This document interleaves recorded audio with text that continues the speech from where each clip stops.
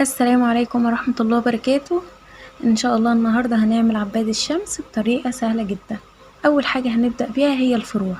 هاخد قطعة كده من اللون الاخضر وهبدأ افردها وهبدأ اعملها زي ورقة الشجر بالقطر بتاعي، وبعدين همسك اداة من عندي وهبدأ ان انا اعمل لها التهاشير بتاعتها واحط الورقة على المج بالطريقة اللي انتوا شايفينها دي. هنا هعمل ورقة شجر تانية زي ما انتم شايفين كده. بمسك القطر وببدأ ان انا اقص كده على هيئة ورقة شجر، وبعدين بمسك الأداة كده وابدأ اعمل لها التهاشير بالطريقة اللي انتم شايفينها دي. طريقة سهلة جدا وبسيطة، ويعني من غير ما تستخدمي بصمات، من غير ما تستخدمي اي قطعات او اي حاجة، وبحط الشكل بالطريقة دي. لو هتشتغلي حاجة زي كده فيها فراغات وحاجات من دي، ممكن تحطي قطعة من تحت وتبدأي تلزقي عليها الشكل بتاعك.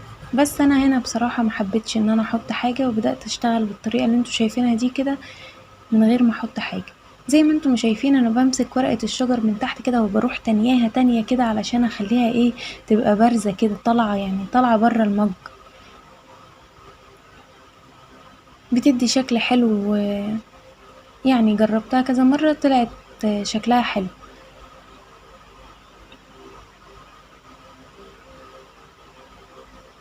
هنا كده مسكت اللون الاصفر وبرمته، وبعدين بدأت اقطعه كده قطع متساوية علشان نعمل بيها الوردة بتاعتنا.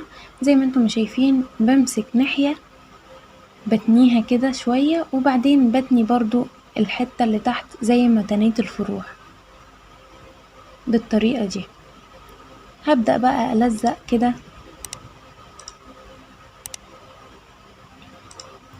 الشكل بتاعنا، فرع جنب فرع، فرع جنب فرع، واحاول اخلي النسب كلها مظبوطة بينهم علشان يطلع الشكل في الاخر متساوي.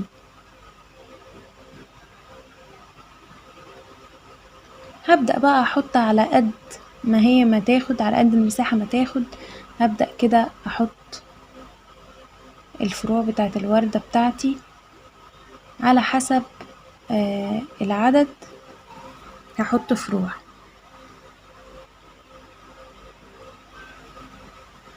هفضل برضو اكرر العملية دي كذا مرة لحد ما اخلص الدور الاول والدور التاني.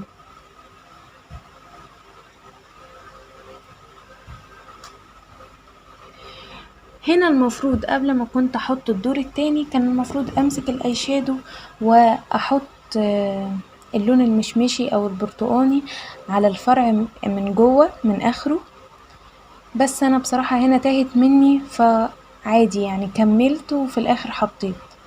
طبعا اي شادو زي ما قلنا، الوان بستيل، طباشير، اي حاجة اي حاجة اي حاجة تقدري تلوني بيها استخدميها. زي ما انتم شايفين في فراغات طبعا بين كل فرع وفرع. طبعا الطبقة التانية دارت على الطبقة الاولى خالص، فانا هنا بصراحة محتاجتش ان انا اعمل لها بطانة من تحت. بس طبعا في شغل بيحتاج بطانة من تحت، يعني لو ورود صغيرة جنب بعضها بقى حاجات زي كده بتحتاجي بطانة من تحت عشان تثبتي عليها الورد. هنا كده همسك بقى الاي شادو بتاعي بالفرشة بتاعتي كده، وهبدأ احط كده اللون البرتقاني او اللون المشمشي كده في نهاية الفرع بالطريقة دي. على فكرة التصوير ظالم المج كتير بجد، يعني ظلمه يعني كتير قوي. بس ان شاء الله بكرة بعد ما يستوي هصوره كذا صورة كده وتشوفوا الشكل في النهاية بقى عامل ازاي. زي ما انتم شايفين كده بعدي الفرشة بتاعتي بقى في الفروع الكبيرة وفي الفروع الصغيرة علشان كله ياخد اللون. انا هنا كده خدت قطعة من اللون البني وبدأت ان انا ابططها بايدي كده، عملتها دايرة وبعدين بططتها كده شوية، لما لقيتها كبيرة صغرتها وحطيتها في النص زي ما انتم ما شايفين بالطريقة دي. طبعا عشان تثبت كويس كده كده هثبتها في الاخر قوي. هنا كده مسكت اداة من عندي، تقدري بقى تستخدمي خلة، دبوس، اي حاجة وتعملي التهاشير اللي بتبقى في الفروع بتاع الوردة. يستحسن وانتي بتعملي الفرع ذات نفسه قبل ما تلزقيه اعملي فيه التهاشير بتاعته علشان ما تلخبطيش نفسك.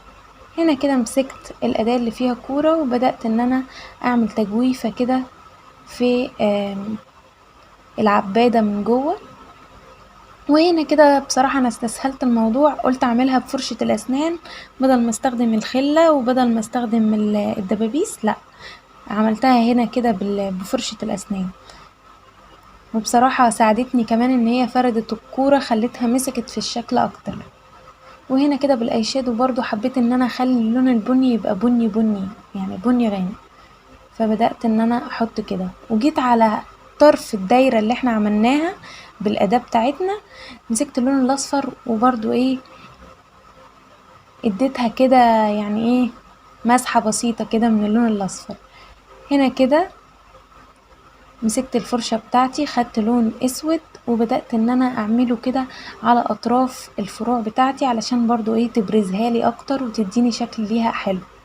كده انا خلصت المج بتاعنا. يا رب النهاردة اكون قدرت ان انا افيدكم ولو بحاجة بسيطة.